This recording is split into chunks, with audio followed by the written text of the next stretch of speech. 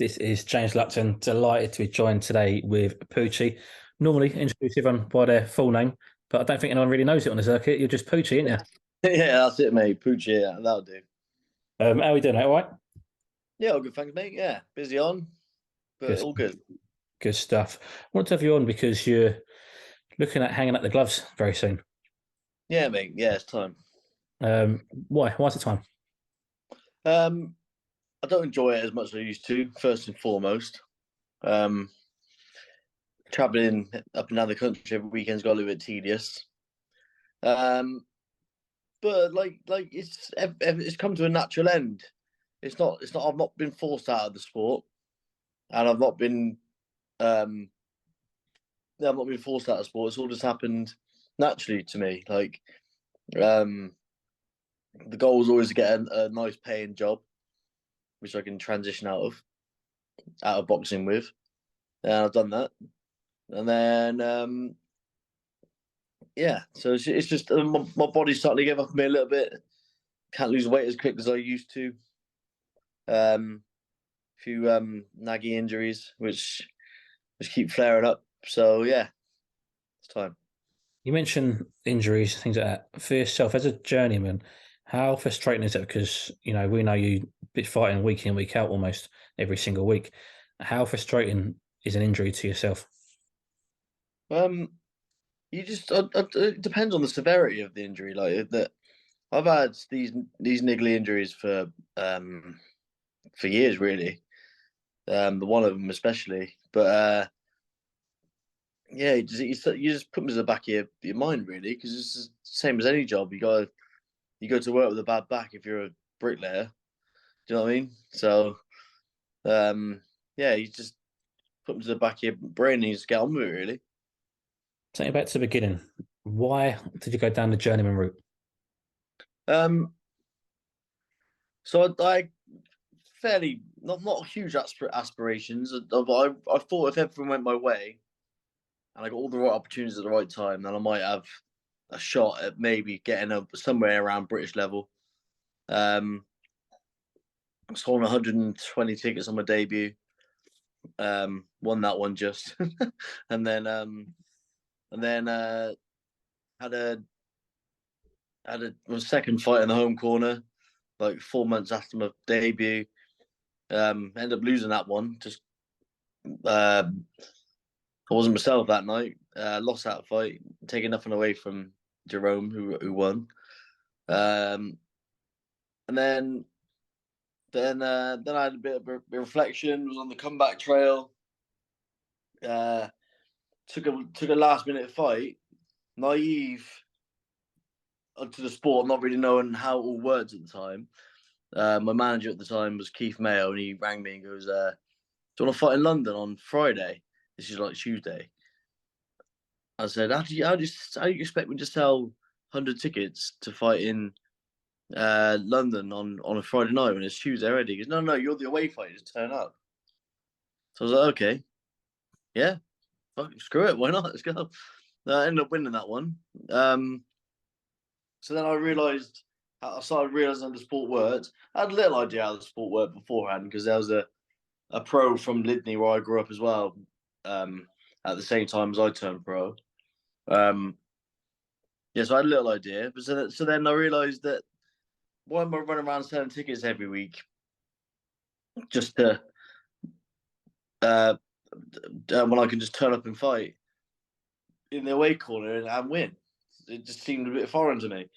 So then I decided what I'll do is I'll split my time between fighting when the fights come up, and I have a couple in the home corner along the way.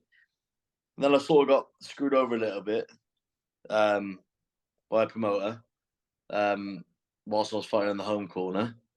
So I went, screw it, my own corner days are done. So then I was, but if the phone rings, take the fights. Don't ask me, just take them. And then yeah, I sort of wasn't a journeyman per se. I was like, I thought I'd try and fight my way to a title. Um, had a couple of contentious decisions in the away corner. Um, and then I sort of realised that I probably wasn't going to be a world beater and it was going to take a lot of hard work, dedication, and a lot of good luck for me to go get an opportunity to fight for a recognizable title, especially with now I've got 4 losses on my record from a couple of dodgy decisions, and then I fought a lack of Ryan Toms, who was a few levels above me. I thought if this is what I'm up against moving forward, then I've got a long way to go. And then, then I just sort of I took a last minute. Well, it wasn't last minute. It's probably I think about 2 weeks' notice to fight Curtis Woodhouse. I went right now. This is make or break now. If I win this fight, I push on, and I get opportunities as on a matchroom show. I get opportunities to fight. I'll get opportunities to fight on bigger shows against bigger names, and who knows, the doors could open. But I lost that fight, but my stock went up. And I managed to get myself a tag of being tough as nails. So I just took that and ran with it and just went in the away corner and just made sure that I lived up to the name tag, the tag of being tough. At what point did you realise that your job and your role in the ring was to teach the opponent? That comes with experience. Like you can't be a journeyman teaching these prospects if you don't know what you're doing yourself, right? So like I said, I was a journeyman quite early in my career. So I was learning on the job myself. So it probably wasn't until I don't know, middle part of my career really that I started gaining the experience, tricks of the trade. But people say, "Oh, how would you?" I don't know. You might have this question lined up, so if you are, I apologise. Um, how do you think you would have got on if you weren't a journeyman in your career? And I can't answer that because I don't know. Because I got the skill set I've got now through experience. I wasn't the best schooled amateur boxer. I was keen, I was game, and I was fit. Um, but I wasn't the best schooled. So I sort of learned on the job. I've become obsessed with boxing quite early in my life, in my career, from about 14 onwards. So I was always watching YouTube, always watching documentaries. I was just picking up little subtle tells and subtle signs, and then I managed to put them into practice myself. So yeah. You mentioned there you was obsessed with the sport. At the start of the call, you said you've fallen out of love with it a little bit. When did you start to feel like your time's up here? I haven't fallen out of love with boxing. I still love boxing. Boxing is my first love, and it's the only thing I love in the world at the moment. But uh, I still love it. It's just I can't do it as well as I want to. I can't. I don't really want to go to the gym every night. To be honest with you, I go because I have to. Um, Sort of that's been wilting over the last since Christmas, really. But I pulled my finger out recently and got back in there. Um, but yeah, it's like I don't want to go to the gym. So now, like I said, it's all come to a bit of a natural end. Like I used to be able to go to the gym and enjoy being in the gym, but then towards the end of last year, I was hitting the bag and yawning. I just couldn't wait for the session. I was counting down the rounds, just waiting until I can get out of the gym. So yeah, so I still love boxing, but it's the whole rigmarole and process of get myself in fight shape, and the process of a fight night has become a bit tedious. Although the buzz of getting in the ring, I'll still love that. I still enjoy the fights, but I can't do it to the level that I should be doing it and prove that I can do it at, especially recently. So, um, like I said, natural conclusion. You just mentioned there a good point about walking to the ring, being in the ring. I mean, I've been at a few of your fights. The last one, I remember your opponent came out to Michael Jackson. So you started me walking around the ring and kicking around, Yeah. dancing. You're very much a character when you're in the ring. What is that feeling like when you're in there and when you get the round of applause when you are being a showman? It's unmatched. Like any boxer would tell you, the buzz of fighting. Um, if firstly, the buzz of fighting is unmatched. Um, but like for me, I'm the away fighter. No one's there to watch me fight. So the only people who know I am are people like yourself and members of the media and the boxing board. Um, so for me to put on a show, dance to the ring, wear an outfit, quirky songs which people know. Um, they'll leave that venue saying, "I remember that kid that was dressed up as a surfer. Oh, that was funny, wasn't it? What was his name? Oh, hang on, let me check." And then like, people might remember me because of that, you know. Um, but if I just come to the ring like everyone else, no offense to everyone else, by the way, but with just a t-shirt on, just walk to the ring, no interaction, then it's people aren't remembering these journeymen's names. So no matter how many fights you have and how high your stock is, people won't necessarily remember you are unless you leave them something to remember. Absolutely. You mentioned a moment ago as well that you fought on obviously a matchroom card. I've seen you lock down York Paul and Steve Goodwin cards. You've fought across so many different promoters, so many different shows.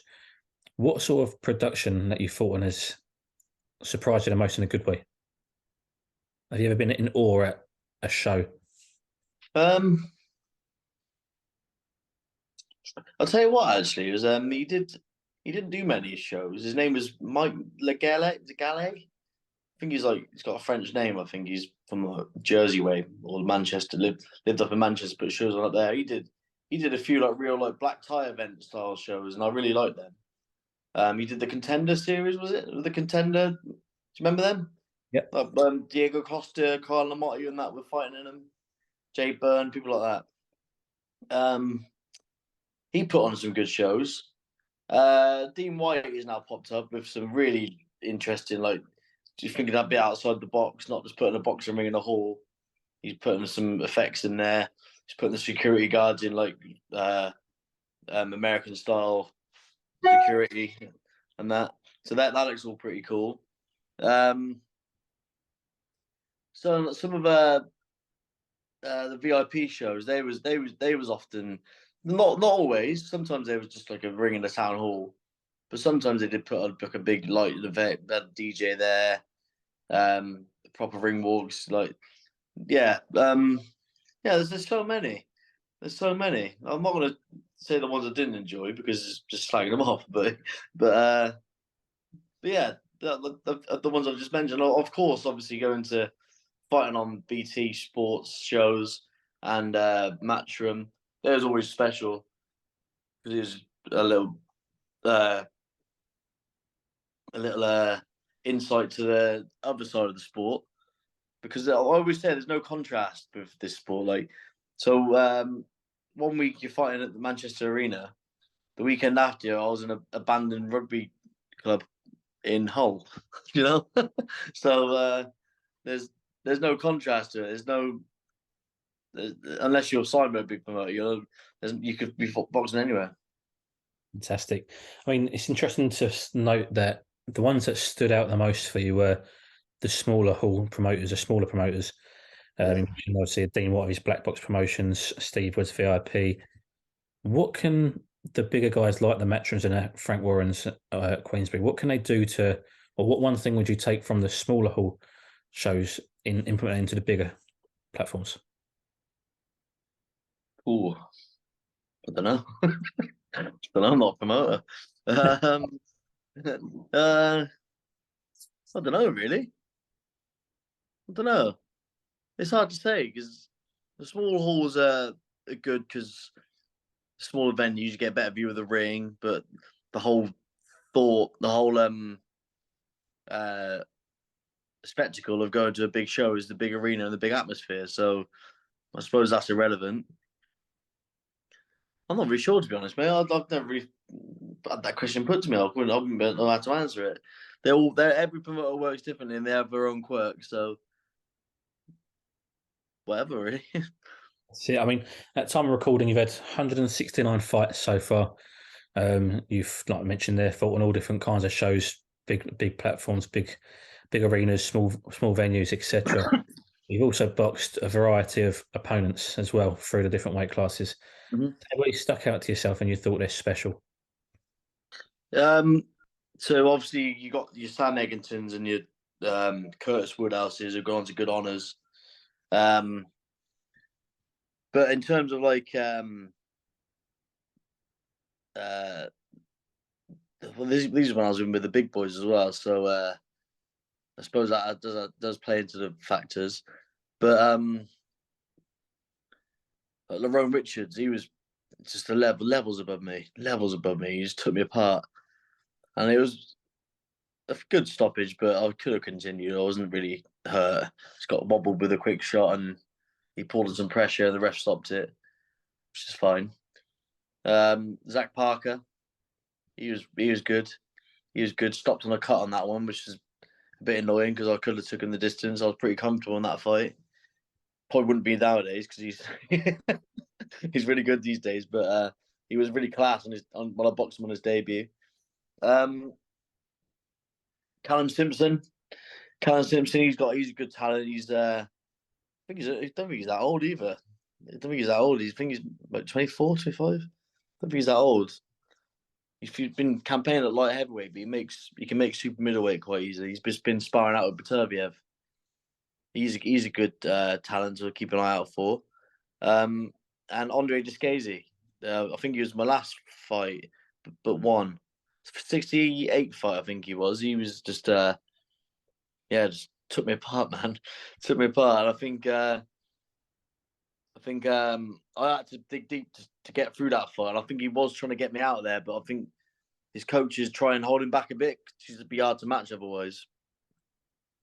But I think he did try and get me out there in the last round, but I managed to use my ring craft and get through it. Luckily, I think they're the top four. Top four. There's a couple of others along the way, but a few of them have either hung the gloves up or disappeared into obscurity in boxing circles. So I can't really think of it at the top of my head. So yeah, they're the top four, I think. Plus, obviously, Curtis and Sam. Brilliant. There was recently a bit of outrage, a bit of controversial complaints, really, from America. There's a show on recently, and it was aired on Top Rank, and there was an opponent who I think his record was something like 97 fights, and obviously it was mostly losses. And the Americans don't really seem to understand the concept of a journeyman. What's your thoughts on that? Yeah, they don't understand the concept of a journeyman. People don't understand the concept of a journeyman. The only people that understand the concept of a journeyman are people who follow boxing in this country and around Europe, obviously, because you get all the foreigners come in to the UK to work. But yeah, the less you're involved with boxing in this country and Europe, you'd never really understand it. So, like, in America, from my understanding, they're called club fighters. So what they'll do is, if they didn't have this as an option, they would just be a journeyman with loads of loss on their record. But what they do is go to the really small promotions in like obscure states around the United States and fight in like nightclubs and small hall venues, nick a few wins here and there. So then instead of 0-50, their records are 19 and whatever the obscure number would be, the difference would be. So like they looked on paper, looks like they might have been unfortunate along the way, etc., etc. But then you stick them in with someone half decent on a top ranked show, and they get absolutely turned over in a round or two. Like was it? I remember watching a show in America before, and I think Alvarado was fighting, and the guy he was fighting against had like a winning record somehow, but he was useless. He was absolutely useless. But yeah, so they never really understand it. They just think you're crap at boxing, but you try and dumb it down a little bit to them. People still don't really understand it. I used to work at a barbershop, and barbershop chat, people used to say, "Oh, what are you doing this weekend?" I was, "Oh, I've got a boxing match." "Oh yeah, how many fights you had?" "Oh, about 100 and something." "Bloody hell, mate, what's your record?" And then you tell them, and they're like, "Jesus Christ, you must be crap." And then you try and break it down for them. They're like, "Oh, right, so it was like underground betting then." They're like, so I'm like, "Mate, you fought snatch way too many times." Yeah. So my next fight is my last fight ever. Right, and that's the one in March. 25th of March in underground at the galleries in Bristol. I'm the home fighter, so if you want tickets, then give us a nudge. Fantastic. We'll put it out there. Poochi, thank you for your time. After party booked as well, free of charge. Come on down.